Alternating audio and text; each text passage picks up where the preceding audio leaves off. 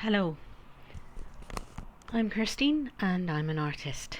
And when I tell people that, they usually say, "Oh, I'd love to do art, but," and then they tell me the reasons they quit or they couldn't do it. For this reason, I decided to make some tutorials that show them how I do my art and what I think about art. If you're interested, then I'm going to talk about ellipses, how to draw squished circles basically in order to make things look correctish to the eye. Alright, so the thing is that on a drawing you usually have an eye level to the artist. Okay, so your eyes are somewhere and you might say it's here. Let's say this is the level of the artist's eye.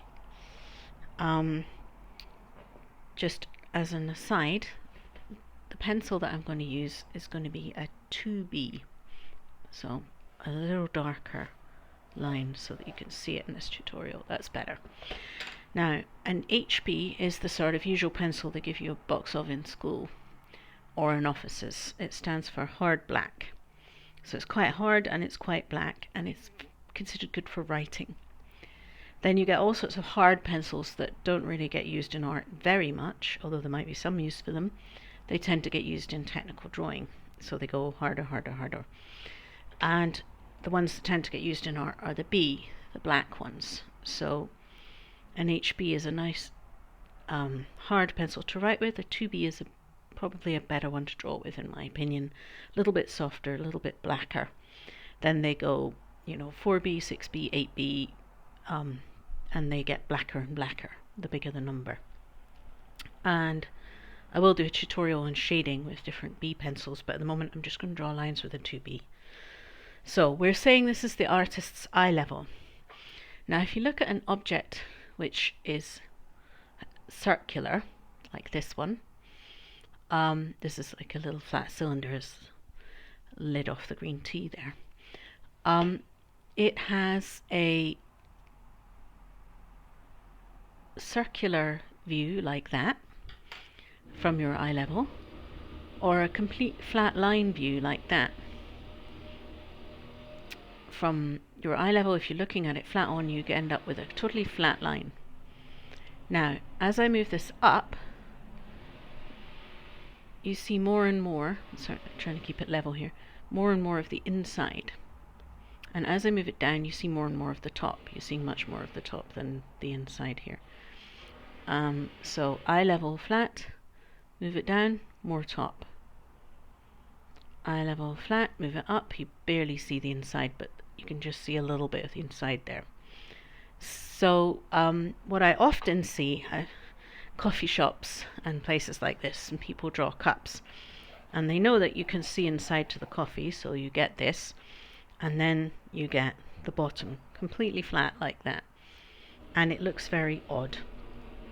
And if you draw something like a vase of flowers in the vase, you often see this as well. The flowers are coming out of the vase, and then maybe it's nice and round and then the bottom is flat, and it looks very odd. So we want this bottom to also follow the same rule. If the eye level is here, then it needs to be more curvy than this one. So on a new page I'm going to draw this cylinder here. I have an eye level. It's often a good idea if you're drawing a subject like that to keep your paper on a bit of an angle, because if it's flat you've got other tricks of the eye going on as the paper goes into the distance. Whereas flat to my eyes, I'm seeing it all as a flat surface. So I draw this little cylinder. If just the top of it, if it's at eye level, it becomes just a line. Here's my line. Alright, as it goes up from me, I'm just going to draw the bottom. As it goes up from me, I can see into it a tiny bit. Obviously it goes up like that, but just see into it a tiny bit. As it goes up more, I can see into it more. As it goes up more, I see into it more. Eventually I can actually see a bit of the inside. So if I draw the rest of it here, right? I can see a bit of this line as well as this line.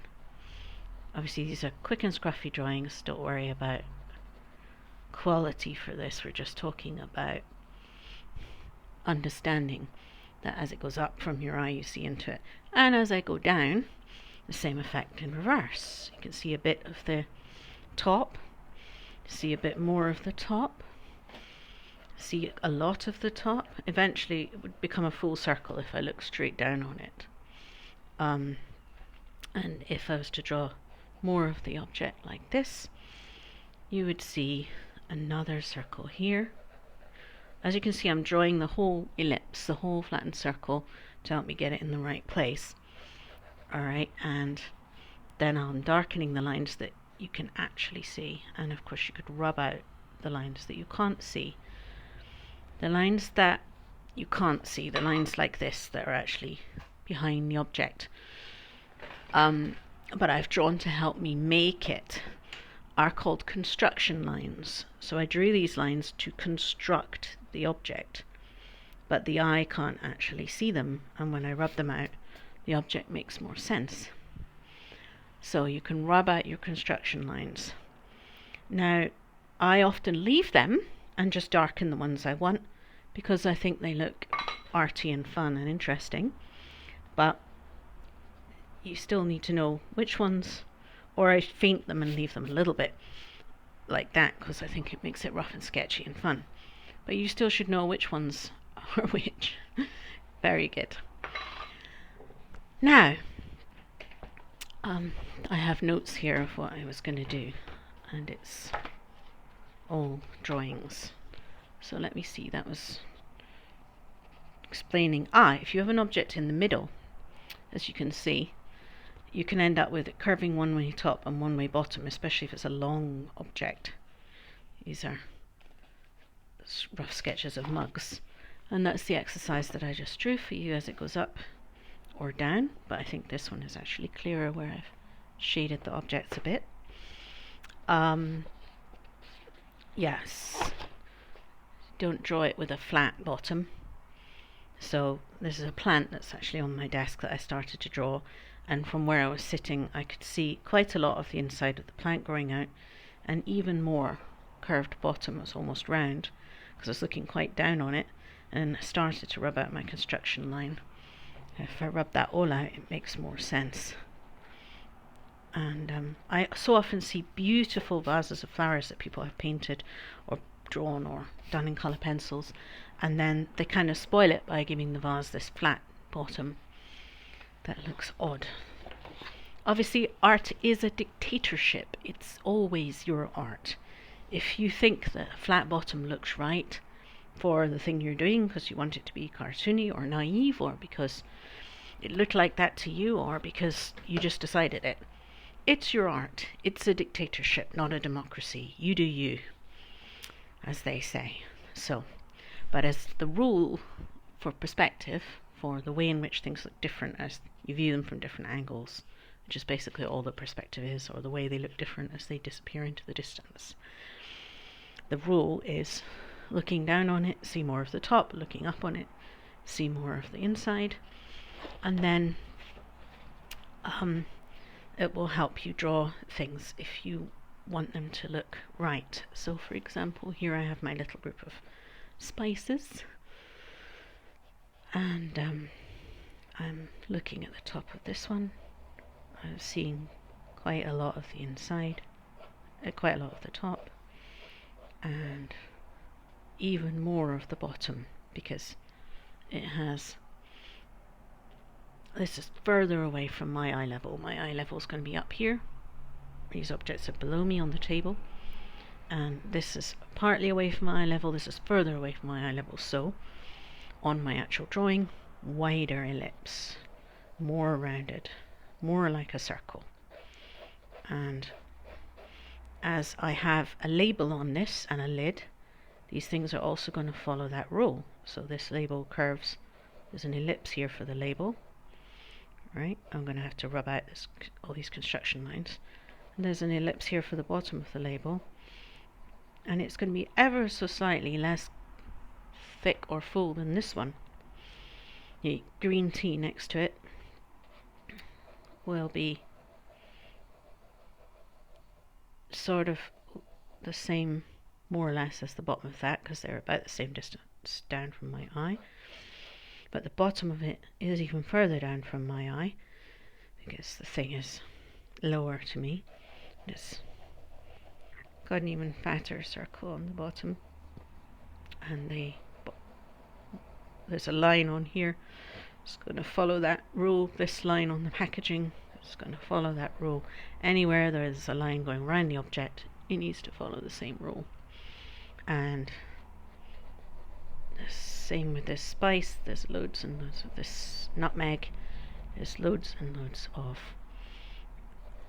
curved lines on this, which is why I chose it. It's not the most exciting object in the world, but you know, you can use this for drawing vases of flowers, drawing groups of ceramics, but just drawing a few spice bottles is, you know, it's almost like scales on the piano or something. It's good practice. I haven't made myself do it in years, and I'm actually feeling like they're getting better. Like this one is better than the one that I drew for notes. Oh, you know, all practice is good. It's particularly nice if you do any pottery or anything and you want to design ceramics, and you want, you know, my final vase is going to be shaped like this. What's it going to look like? Well, it's going to look like this, and I think I'll give it a narrow neck. I used to do a lot of drawings like this while I was making pottery.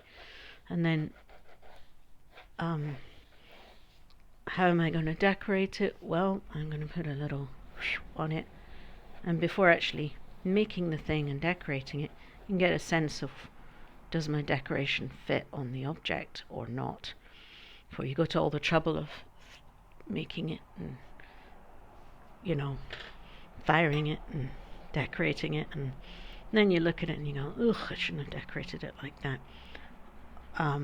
Obviously ceramics is a whole other skill, and throwing pottery is a whole other skill. Hopefully I'll get a chance to do tutorials on them in the future as well. But you can see it does have the ellipse in there and the ellipse in here and here that have helped me to give it a real feel of a solid object.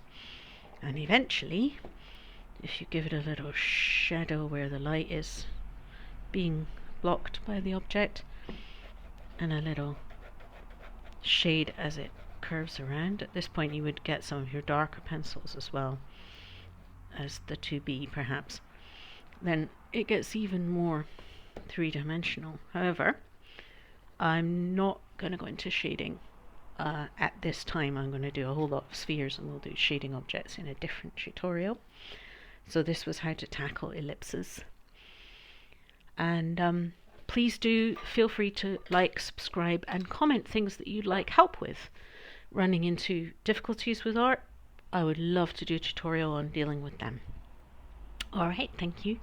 I'm Kirsteen Lyons, and this has been Kirsteen's Aesthetic Art and Travel.